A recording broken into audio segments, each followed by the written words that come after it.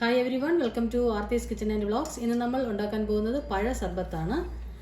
അടിപൊളിയായിട്ടുള്ള ചുവന്ന പഴം, അതായത് ചെന്തുളം പഴവും സർബത്തും കൊണ്ട് എങ്ങനെയാണ് ഹോം മെയ്ഡ് പഴ സർബത്ത് ഉണ്ടാക്കാം എന്നതാണ് ഇന്നത്തെ വീഡിയോ. വീഡിയോയിലോട്ടൊന്ന് പോയാലോ.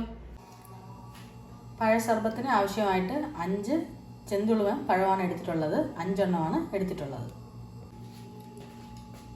പഴത്തിൻ്റെ തോല് മുഴുവനും റിമൂവ് ചെയ്തിട്ടുണ്ട്. എന്നിട്ട് ഇതുപോലെ എടുത്തു വച്ചിട്ടുണ്ട്.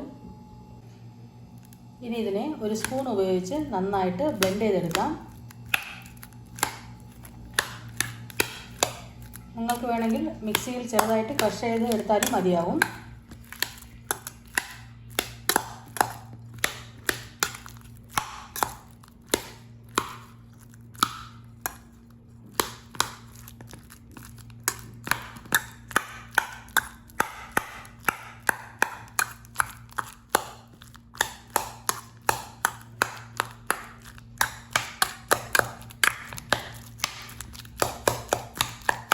മുഴുവനും ഇതുപോലെ തന്നെ ചെയ്ത് കൊടുക്കാം.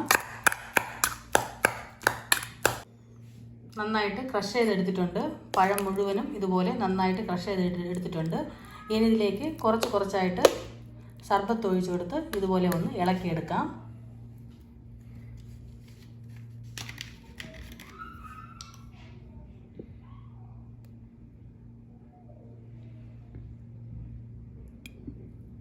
മുഴുവനും ഒന്നിച്ച് ചേർക്കാതെ ഇതുപോലെ കുറച്ച് ചേർത്ത് ചെയ്താൽ നല്ലൊരു ടേസ്റ്റ് കിട്ടുന്നതാണ്.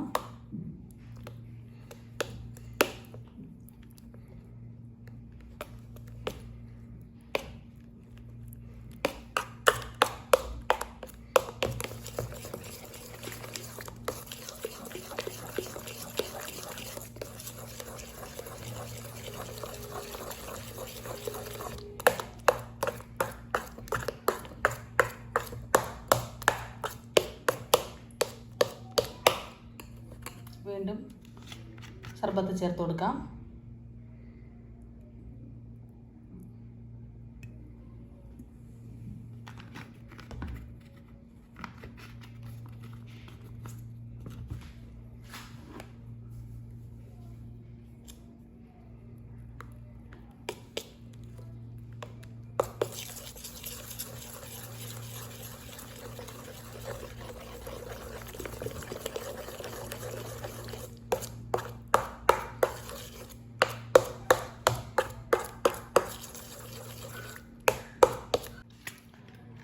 മധുരം നിങ്ങളുടെ ആവശ്യത്തിനനുസരിച്ച് ചേർത്താൽ മതിയാവും. ഞാനിവിടെ സർബത്ത് 3 പ്രാവശ്യമാണ് യൂസ് ചെയ്തിട്ടുള്ളത്.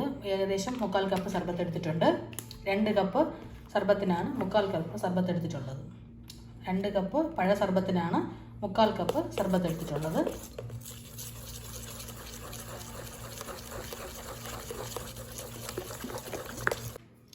നന്നായിട്ട് മിക്സ് ചെയ്തെടുത്തിട്ടുണ്ട്. ഇനി നമുക്കിതിനെ സർവിങ് ഗ്ലാസ്സിലോട്ട് മാറ്റാം.